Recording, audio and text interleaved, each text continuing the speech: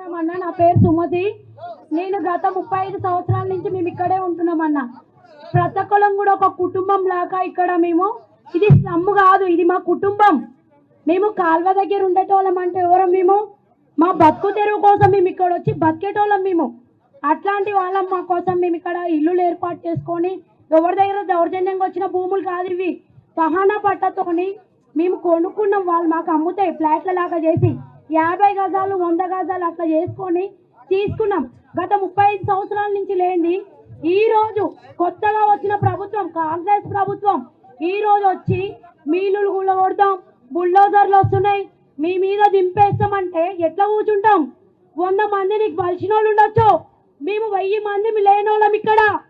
ఎట్లా అంటే మేము ప్రతి ఒక్కరం మేమేస్తేనే ఈరోజు నువ్వు గద్ద మీద కూర్చున్నావేమో, కానీ మేము దలుచుకుంటే గద్ద మించి దింపుడు ఒక్క నిమిషం కాదు మాకు. రేవంత్ రెడ్డి అన్న, ఇది ఒక మామూలు మహిళగా నేను నీకు సవాల్ విసురుతున్నా. దమ్ముంటే ఇక్కడికి వచ్చి రీ ఎలక్షన్స్ పెట్టండి, అప్పుడు ఎవరిదో చూసుకుందాం. ఇంతమంది రక్తంతో మీరు చూసుకుంటా అంటే మేము ఊకోము. ప్రతి ఒక్కరం 1 నెల అవుతుంది, 2 నెలల నుంచి మాకు కన్నీటి గాథ. ఎట్లా అంటే మేము ఒకరు నైట్ పడుకుంటామో తెలియదు, రాత్రి 9 నుంచి 2 గంటల దాకా మేము సమావేశం ఏర్పాటు చేసుకొని ఇన్ని రోజుల నుంచి ఉన్న ఇల్లులు పోతే ఎట్లా బతకాలి, ఎక్కడ పోయి ఉండాలి? ఆయన ఉంటాడా డబల్ బెడ్రూమ్లా? ఏ బెడ్రూమ్లో పోయి ఉంటాడు ఆయన? ఆయనను పోయి ఉండమనండి. ఆయన పెళ్ళం నాన్న బిడ్డను తీసుకొని పోయి ఉన్నాక మేము అందరం పోతాం.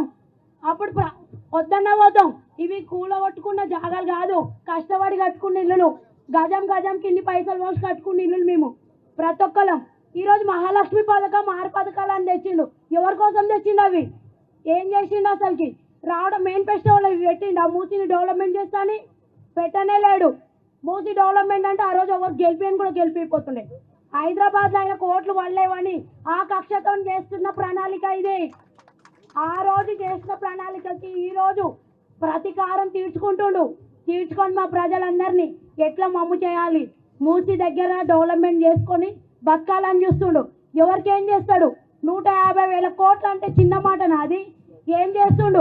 ఒకవేళ డెవలప్మెంట్ చేస్తా అంటే మాకు రావాలి ముందే వచ్చి, అమ్మ ఇట్లా ప్రక్షాళన అవుతుంది, ఇక్కడ ఈ ఇల్లు పోతున్నాయి, అదేం చెప్పలే, ఏం చేయట్లే. రావడం ఇల్లులు కూలగొట్టడం అంటే ఎవరు ఒప్పుకుంటారన్నా? ఎవరు ఒప్పుకుంటాం?